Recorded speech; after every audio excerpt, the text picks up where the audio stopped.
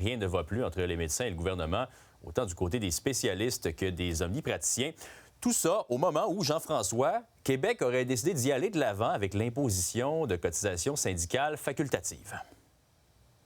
Voilà, selon ce que nous a appris la presse ce matin, en fait, le ministre du Travail, Jean Boulet, aurait décidé d'y aller avec cette séparation, si on veut, des cotisations syndicales. Donc, chaque année, les membres devraient voter sur ce qu'ils approuvent. Il y a la partie cotisation syndicale pour défendre les droits des travailleurs auprès de l'employeur, mais également, il y aurait cette nouvelle cotisation facultative qui servirait, par exemple, à la contestation judiciaire ou encore à l'appui de mouvements sociaux. Et là-dessus, les membres, donc, d'un syndicat, les syndiqués pourraient voter à chaque année. Du côté de la Fédération autonome de l'enseignement, ce matin, il y avait un point de presse où on dénonçait les coupes en éducation, mais aussi, elle a été questionnée, la présidente Mélanie Hubert, sur cette nouvelle, donc par rapport au fait que notamment la FAE est en cours pour combattre la loi 21 sur la laïcité. Elle dit que ce serait compliqué à faire là, de scinder les cotisations syndicales. On peut l'écouter.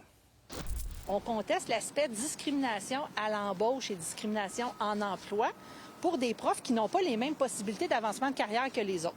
C'est ça qu'on conteste de la loi, on ne conteste pas l'ensemble et on est au cœur de notre mission, la défense des conditions de travail. Ça va être très difficile, à notre avis, de faire la part des choses. Et le deuxième élément, ce qui nous préoccupe énormément, c'est qu'en ce moment, on est en train de faire taire au Québec toutes les voix qui s'opposent au régime en place.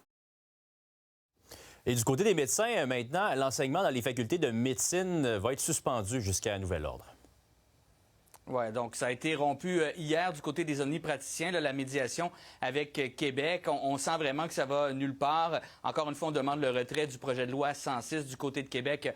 On refuse. On voudrait avoir de l'arbitrage du côté des médecins omnipraticiens et on reconnaît que quand même ça va avoir un impact. Là, il y en a plusieurs des étudiants en médecine là, qui pourraient voir leur résidence être compromise ou repoussée, mais on était rendu là. Nous, on a tout fait pour ne pas en arriver là. Malheureusement, aujourd'hui, compte tenu de l'intransigeance du gouvernement et de la fermeture de la CAQ, ben, on n'a pas le choix d'en arriver là. Puis, il y en a une sortie de crise possible, là.